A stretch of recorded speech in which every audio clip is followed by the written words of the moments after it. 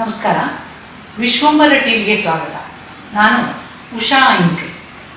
ಇವತ್ತು ನಮ್ಮೊಂದಿಗೆ ನ್ಯಾಯ ಮತ್ತು ನಿಷ್ಠುರತೆಗೆ ಹೆಸರಾದ ಸರಳ ಸಜ್ಜನ ಹೈಕೋರ್ಟ್ ವಿಶ್ರಾಂತ ನ್ಯಾಯಮೂರ್ತಿಗಳಾದ ಹಾಗೆ ನಿವೃತ್ತಿಯ ನಂತರ ಕರ್ನಾಟಕ ರಾಜ್ಯ ಮಾನಸಿಕ ಆರೋಗ್ಯ ಪ್ರಾಧಿಕಾರ ಇದರ ಮೆಂಟರ್ ಹಾಗೂ ನಾಲ್ಸಾಗಳ ಅಧ್ಯಕ್ಷರಾದ ಎನ್ ಕುಮಾರ್ ಇದ್ದಾರೆ.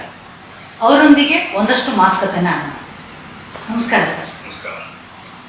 ಪ್ರಿಯ ವೀಕ್ಷಕರೇ, ಈ ವಿಡಿಯೋನ ನೋಡೋದಕ್ಕೂ ಮೊದಲು ನಮ್ಮ ಚಾನೆಲ್ ಅನ್ನ ಇನ್ನು ಸಬ್ಸ್ಕ್ರೈಬ್ ಮಾಡ್ಕೊಂಡಿಲ್ಲ ಆದ್ರೆ ತಕ್ಷಣವೇ ಸಬ್ಸ್ಕ್ರೈಬ್ ಮಾಡ್ಕೊಳ್ಳಿ. ಹಾಗೆ ವಿಡಿಯೋ ಇಷ್ಟ ಆಗಿದ್ರೆ ಶೇರ್ ಮಾಡಿ. ಶಿರ್ಸಿಗೆ ಸ್ವಾಗತ. ತಾವು ವೃತ್ತಿಯಲ್ಲಿದ್ದಾಗಲೂ ಸಾಕಷ್ಟು ಸಲ ಶಿರ್ಸಿಗೆ ಬಂದಿದ್ರಿ. ಶಿರ್ಸಿ ಅಂದರೆ ತಮಗೇನೋ ಅಪಾರ ಪ್ರೀತಿ ಅಂತ ನಾನು ಅಂದ್ಕೊಂಡಿದ್ದೀನಿ. ಸರ್, ನೀವು ನ್ಯಾಯಾಂಗ ವ್ಯವಸ್ಥೆಯಲ್ಲಿ ಸುದೀರ್ಘ ಕಾಲ ಅತ್ಯುತ್ತಮ ಸಾಧನೆ ಮಾಡಿ ವಕೀಲರಾಗಿ ಹೈಕೋರ್ಟ್ ನ್ಯಾಯಮೂರ್ತಿಗಳಾಗಿ ನಿವೃತ್ತರಾಗಿದ್ದಾರೆ. ಈಗಿನ ನ್ಯಾಯಾಂಗ ವ್ಯವಸ್ಥೆ ನೋಡಿದಾಗ ಅಂದು ಇಂದು ವ್ಯತ್ಯಾಸ ಕಾಣ್ತಾ ಇದೆಯಾ? ವ್ಯತ್ಯಾಸ ನಾನು ಹೇಳೋಕ್ಕಾಗತ್ತಾ? ಯಾರು ನ್ಯಾಯಾಂಗದ ಮುಂದೆ ಇದ್ದಾರೋ, ಹಿಂದೆ ನಾವಿದ್ದಾಗ ಯಾರಿದ್ದರೋ ಇವತ್ತು ಅವರೇ ಮುಂದುವರೆದಿದ್ದಾರೆ, ಅವರು ಈ ವ್ಯತ್ಯಾಸ ಹೇಳೋಕ್ಕಾಗತ್ತೆ. ಈಗ ನಾವು ನ್ಯಾಯಾಂಗದ ದೂರ ಆಗಿಬಿಟ್ಟಿದ್ವಲ್ಲ. ದೂರ ಇದ್ರೂ ನೀವು ವಿಶಾಲವಾಗಿ ನೋಡ್ತಾ ಇರ್ತೀರಿ ಸರ್. ಅದಕ್ಕೆ ಒಂದು ಸಮಾಜಕ್ಕೆ ನೀವೊಂದು ನಿಮ್ಮ ಅನಿಸಿಕೆಯನ್ನು ಹೇಳಬೇಕಾಗುತ್ತೆ. ಇವತ್ತಿನ ಯಾರು ನ್ಯಾಯಮೂರ್ತಿಗಳಿದ್ದಾರೆ ಅವರೆಲ್ಲ ಮುಂದುವರೆದು ಮೇ ಬಿ ಇನ್ನೂ ಎಕ್ಸ್ಪೀರಿಯನ್ಸ್ ಇದೆ ಇರ್ಬೋದು. ಸೊ ಬರುವ ದಿನಗಳಲ್ಲಿ ಒಳ್ಳೆಯ ಎಕ್ಸ್ಪೀರಿಯನ್ಸ್ ಆದರೆ ಒಳ್ಳೆಯ ನ್ಯಾಯ ನಿರ್ವಹಣೆ ಅವ್ರು ಮಾಡ್ತಾರೆ ಅನ್ನೋ ತನಕ ನಂಬಿಕೆ ನನಗಿದೆ. ಬಹಳ ಜಾಣರಾಗಿ ಉತ್ತರ ಕೊಟ್ಟಿದ್ದೀರಿ ಅನಿಸುತ್ತೆ. ಇವತ್ತು ನ್ಯಾಯಾಂಗ ವ್ಯವಸ್ಥೆ ಎದುರಿಸ್ತಾ ಇರೋ ಪ್ರಮುಖ ಇಶ್ಯೂಸ್, ಸವಾಲುಗಳು ಏನು, ಹಾಗೆ ಅದಕ್ಕೆ ಪರಿಹಾರ ಇದೆಯಾ? ಹಿಂದೇನೂ ಅದೇ ಸಮಸ್ಯೆ ಇತ್ತು, ಇವತ್ತು ಇದೆ. ಅದನ್ನು ನಾವು ಸರಿಯಾದ ರೀತಿಯಲ್ಲಿ ಸಮರ್ಪಕವಾಗಿ ಎದುರಿಸದೆ ಹೋದರೆ ಮುಂದೆನೂ ಇರುತ್ತೆ. ಮೊದಲನೇ ಸಮಸ್ಯೆ ಏನಪ್ಪ ಅಂತಂದರೆ ಈ ಕಟ್ಟಳೆಗಳಿದೆಯಲ್ಲ, ಅದು ಭಾಳ ಇದೆ. ಬೇಗ ತೀರ್ಮಾನ ಆಗ್ತದೆ. ಅದಕ್ಕೆ ಹೆಚ್ಚು ಕೋರ್ಟ್ ಮಾಡಿದ್ರೆ, ಹೆಚ್ಚು ನ್ಯಾಯಾಧೀಶನ ಅಪಾಯಿಂಟ್ ಮಾಡಿದ್ರೆ ಅದು ಸಾಲ್ವ್ ಆಗ್ಬೋದು ಅಂತ ಹೇಳ್ತಾರೆ. ನನ್ನ ಪ್ರಕಾರ ಹೆಚ್ಚು ನ್ಯಾಯಾಧೀಶರನ್ನು ನೇಮಕ ಮಾಡೋದ್ರಿಂದಾಗಲಿ, ಹೆಚ್ಚು ಕೋರ್ಟ್ಗಳನ್ನ ತೆಗೆದ್ರಿಂದಾಗಲಿ ಅದು ಆಗತ್ತೆ ಅಂತ ನನಗೆ ನಂಬಿಕೆ ಇದೆ. ನನ್ನ ಪ್ರಕಾರ ಇದು ತೀರ್ಮಾನವಾಗಬೇಕಾದ್ರೆ ಒಳ್ಳೆ ನುರಿತ ಶಕ್ತಿಶಾಲಿ ನ್ಯಾಯಾಧೀಶರನ್ನು ಅಪಾಯಿಂಟ್ ಮಾಡಿದರೆ ಇಲ್ಲ.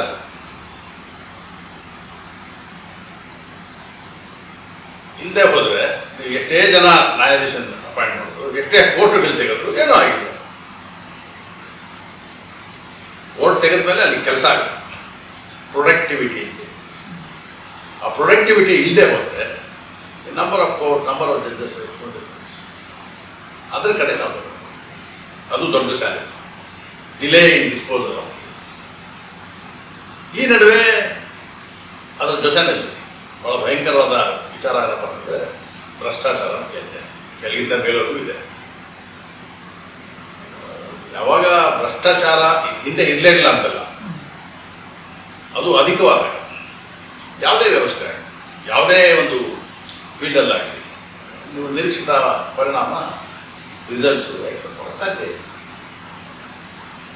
ಇದು ನಿಜವಾದ ಸಮಸ್ಯೆ. ಅದರ ಇನ್ನೇನು ಸಮಸ್ಯೆ ಇಲ್ಲ.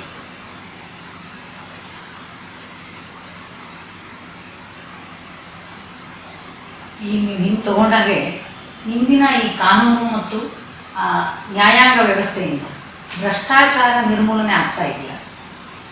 ಆಗಿಲ್ಲ ಅಂತಂದರೆ ಪರಿಹಾರ ಏನು? ಅದನ್ನು ಹೇಳ್ದಲ್ಲ, ಬರೀ ಜಡ್ಜುಗಳನ್ನ ಅಪಾಯಿಂಟ್ ಮಾಡೋದ್ರಿಂದ, ಕೋರ್ಟ್ ತೆಗೆಯೋದ್ರಿಂದ ಈ ಸಮಸ್ಯೆ ಆಗೋಲ್ಲ. ಪ್ರೊಡಕ್ಟಿವಿಟಿ ಹೆಚ್ಚಿಸಕ್ಕಂಥ ನ್ಯಾಯಮೂರ್ತಿಗಳನ್ನು ಅಪಾಯಿಂಟ್ ಮಾಡಬೇಕು. ಅದಲ್ಲ ಸರ್, ಈ ವ್ಯವಸ್ಥೆ ಎದುರಿಸ್ತಾ ಇರೋ ಭ್ರಷ್ಟಾಚಾರ ಸಮಸ್ಯೆ. ಆ ಭ್ರಷ್ಟಾಚಾರ ಟೋಟಲಿ ನಾವು ನ್ಯಾಯಾಂಗ ವ್ಯವಸ್ಥೆಯಲ್ಲಿ ಮಾತ್ರ ಅಲ್ಲ, ಇಡಿಯಾಗಿ ಭ್ರಷ್ಟಾಚಾರ ಇದು ನ್ಯಾಯಾಂಗ ವ್ಯವಸ್ಥೆಯಿಂದ ನಿರ್ಮೂಲನೆ ಮಾಡಲಿಕ್ಕೆ ಸಾಧ್ಯ ಇದೆಯಾ? ಆಗ್ತಾ ಇದೆಯಾ? ಖಂಡಿತ ಸಾಧ್ಯ ಇದೆ, ಖಂಡಿತ ಸಾಧ್ಯ. ನೀವು ನ್ಯಾಯಾಂಗ ವ್ಯವಸ್ಥೆ ಭ್ರಷ್ಟಾಚಾರ ಇಟ್ಕೊಂಡು ಬೇರೆಯವ್ರ ಬಗ್ಗೆ ಮಾತಾಡೋದಕ್ಕೆ ನಿಮಗೆ ರೈತಿದೆ ಎಂದು ನ್ಯಾಯಾಂಗ ವ್ಯವಸ್ಥೆನ ಕ್ಲಿಯರ್ ನಡೆಸ್ಬೇಕು ಅಷ್ಟೇ.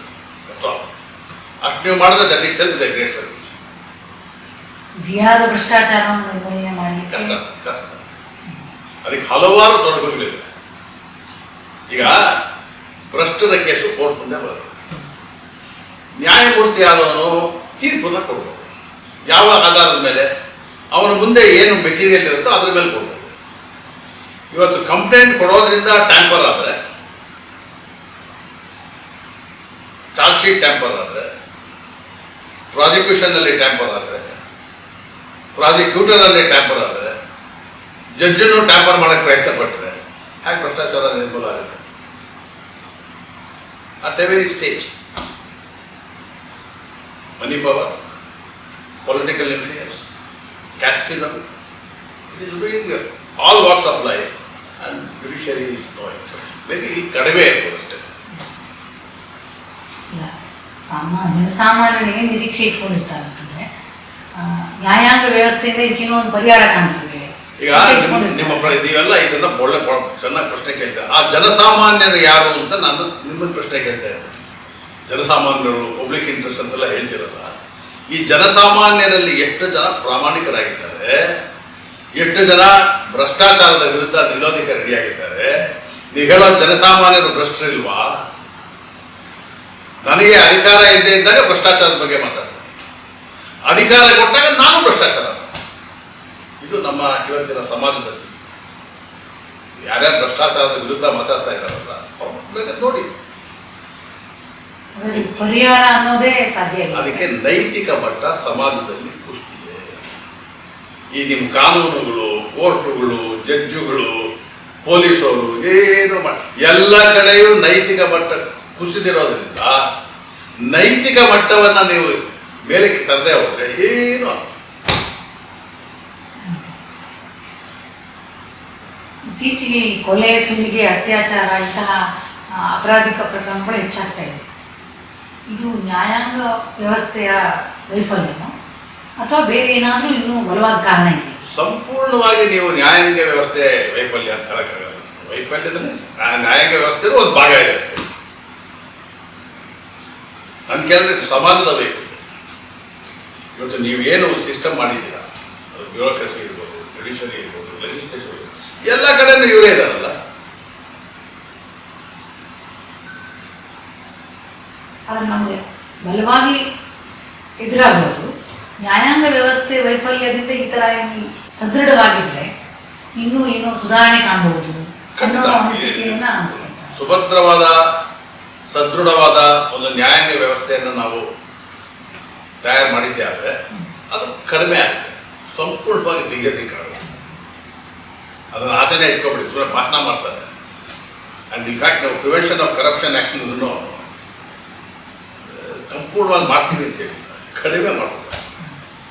ಅದಕ್ಕೆ human being basically is corrupt. Hack ತೆಗಿತಾರೆ corruption may be have various degrees. ಒಂದು ವಿಚಾರದಲ್ಲಿ ನಾನು ಅದು ಕರಪ್ಷನ್, ಇನ್ನೊಬ್ಬರು ಅದು ಕರಪ್ಷನ್ ಅಂತಲೇ ಅನಿಸೋಲ್ಲ. ಅದಕ್ಕೆ ನೈತಿಕ ಮಟ್ಟ, ಅವರ ಒಂದು ಬ್ಯಾಕ್ಗ್ರೌಂಡ್, ಅವರ ಒಂದು ಕಲ್ಚರು, ಅವರು ಬೆಳೆದು ಬಂದಿರ್ತಕ್ಕಂಥ ರೀತಿ. ಇವತ್ತು ನೋಡಿ ಒಬ್ಬೊಬ್ಬರು ಏನೇನು ಮಾತಾಡ್ತಾ ಇದ್ದಾರೆ. ಇಷ್ಟೇ ಸಿಂಪಲ್. ಇವತ್ತೆಲ್ಲ ರಾಜಕಾರಣಿಗಳಿದಾರಲ್ಲ, ಏನು ಹೇಳ್ತಾರೆ, ನಾವು ಬಹಳ ಬಡತನದಿಂದ ಬಂದಿದ್ದೀವಿ, ನಾವು ರೈತರ ಮಕ್ಕಳು, ನಾವು ಕೂಲಿಕಾರರ ಮಕ್ಕಳು ಎಲ್ಲ ಹೇಳ್ತಾರಲ್ಲ. ಆದರೆ ಅಪ್ಪನಿಂದ ಏನೂ ಬರಲಿಲ್ಲ.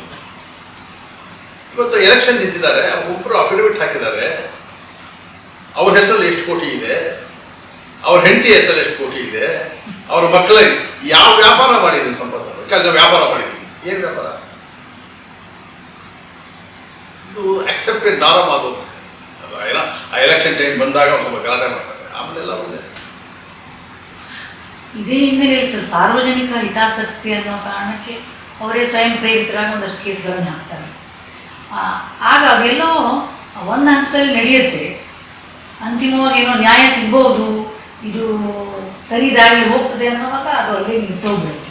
ಈಗ ಅದಕ್ಕೇನನ್ಸುತ್ತೆ? ಪಬ್ಲಿಕ್ ಇಂಟ್ರೆಸ್ಟ್ ಲಿಟಿಗೇಷನ್ ಅಂತ ಹೇಳ್ತಾ ಇದ್ದೀರಾ, ಹಾಂ ಇದರಲ್ಲಿ 90% ಪಬ್ಲಿಸಿಟಿ ಇಂಟ್ರೆಸ್ಟ್ ಲಿಟಿಗೇಷನ್, ಅಥವಾ ಈ ದುಡ್ಡು ಕೊಟ್ಟು ಕೇಸ್ ಹಾಕಿಸ್ತಾರೆ, ಅದು ಸೆಟ್ಲ್ ಆಗೋಗ್ಬಿಟ್ಟು ಕೇಸ್ ಹೋಗ್ಬೋದು. ನಾವು ಜಡ್ಜಸ್ ವಿಲ್ ಬಿಕಮ್ ಫೂಲ್ಸ್. ಇವ್ರು ಹೇಳಿದ್ದೆಲ್ಲ ನಂಬಿ ನಾವೇನೋ ಮಾಡಿದ್ರೆ ಕೊನೆಗೆ ಅವರೇ ಕೈ ಕೊಡ್ತಾರೆ, ಏನು ಮಾಡೋದು ಬಂದಿದ್ದು.